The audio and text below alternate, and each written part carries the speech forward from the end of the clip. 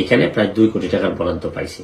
কারণ আমি এটা কিভাবে খরচ করব, এটা একটা ট্রান্সপারেন্সির বিষয় আছে। খরচটা ঠিক মতো হয়ে সামনে আসছে। অনেকেই হয়তো আমার মতো করে এইভাবে ফেসবুকে কেউই বলেন নাই, কারণ ফেসবুকের মাধ্যমে যেহেতু আপনারা এমপি বানিয়ে ফেলছেন আমাকে, সুতরাং আমার কাছে মনে হয় যে ফেসবুকেই একটা ট্রান্সপারেন্সি থাকুক, যে আমি কি কি করি, কি কি না করি, কি পরিমাণ বরাদ্দ আমার কাছে আসে।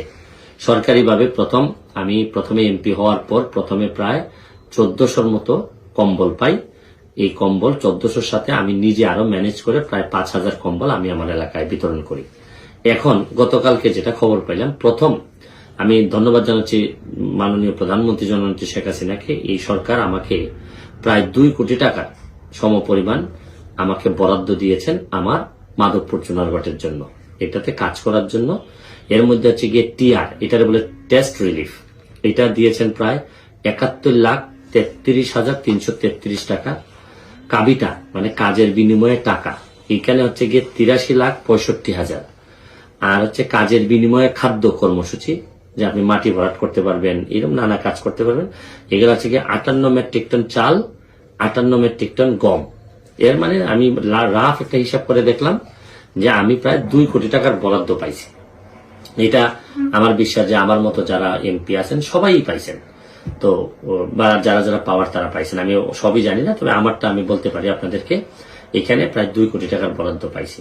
কারণ আমি এটা কিভাবে খরচ করব, এটা একটা ট্রান্সপারেন্সির বিষয় আছে। খরচটা ঠিক মতো হয়েছে কিনা। এখন সরকার যখন টাকা দিল আমারে, আমি এমপি হিসাবে আমার কাজ কি? প্রথম কাজটা হচ্ছে গিয়ে যে এই পুরা টাকাটা ঠিক মতো মানুষ তার কাজের জন্য পাইলো কিনা এটা চেক করে রাখা। আমি বা আমার আশেপাশের লোকজন কেউ এটা থেকে 2 নাম্বারই করলো কিনা এটা আমার খবর রাখা, এবং লোকজনকে উৎসাহিত করা যে আপনারা খবর নেন, জানেন, দেখেন যে ঠিক মতো টাকাটা ব্যয় হচ্ছে কিনা। এইখানে এই কাজগুলাতে যেহেতু আমার এখতিয়ার, আমি মোটামুটি সিদ্ধান্ত নিছি যে যেহেতু টাকা ছাড়াই আমি এতদিন আমার নিজের টাকা দিয়ে প্রায় 50টার মতো ব্রিজ করে ফেলছি। এখন আমি ছোট ছোট অনেকগুলা ব্রিজ আমি হাত দিছি, এগুলা করে ফেলবো এই টাকাগুলা দিয়ে। আমার যদি আমার নিজেরও কিছু লাগে ভর্তুকি আমি দিব। তারপর হচ্ছে গিয়ে যে রাস্তাগুলা একেবারে একেবারে চলার মতো না, এই রাস্তাগুলোতে কিছু ইট হইলেও আমি ফেলবো। যদিও রাস্তাঘাটের জন্য আলাদাভাবে বরাদ্দ থাকে, আমি চেষ্টা করবো এখান থেকে ব্রিজ বানানো। যে রাস্তাগুলো একেবারে খারাপ অবস্থা, মানুষের খুবই কষ্ট হচ্ছে, এই রাস্তাগুলা ঠিক করা। তারপর হচ্ছে গিয়ে আমি যে জিনিসগুলো করবো এগুলো হচ্ছে গিয়ে ছোট ছোট আপনার কি আছে পানির জন্য কালভার্ট টাইপ আছে, এইগুলো আমি কাজ করার চেষ্টা করব। এবং হচ্ছে গিয়ে আপনার স্কুল যেগুলা খুবই ভঙ্গুর অবস্থায় আছে, স্কুল যেমন ধরেন এদের সিলিং নাই, এই ধরনের কিছু কিছু জিনিস আছে, এইগুলাতে করার চেষ্টা করব। প্রাইমারি স্কুলের যেগুলো আপনার টিচার নাই বা বিভিন্ন যেসব জিনিসগুলো আইন পদ্ধতির ভিতরে আমি এই টাকা খরচ করার যে একটা পদ্ধতি আছে, এই পদ্ধতির ভিতর পড়লে পরে আমি এই কাজগুলা করব। এবং আমি এই কাজটা শেষ করে অতি দ্রুত আপনাদেরকে আমি আবার হিসাবও আশা করি ফেসবুকে দিয়ে দিতে পারবো, যে এই টাকাগুলা কিভাবে, কত টাকা কোন কোন জায়গায় দিয়ে আমি খরচ করতে পারছি।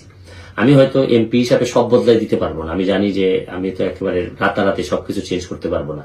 তবে প্রথম যে চেঞ্জটা সম্ভবত আমার এলাকার এই যে 50 বছরের ইতিহাসে প্রথম কোন এমপি যে জীবনের প্রথম বরাদ্দটা একেবারে জনসাধারণের সামনে নিয়ে আসছেন, যে কত টাকা বরাদ্দ আমি পাইছি এবং এটা খরচ কিভাবে হবে। আমি বিশ্বাস করি এটা আমার কোনো অনুদান না, আমার কোনো গিফট না, বা আমার যারা নির্বাচন করছে তাদের জন্য একতরফা কোনো খাবারের বিষয় না। এটা হচ্ছে গিয়ে নির্যাতিত নিপীড়িত মানুষের জন্য এটা কাজ করার জন্য আমাকে দেয়া হয়েছে। এবং আমি একেবারে অক্ষরে অক্ষরে চেষ্টা করব যাতে এই খরচটা ঠিক মতো ঠিক জায়গায় পৌঁছায়।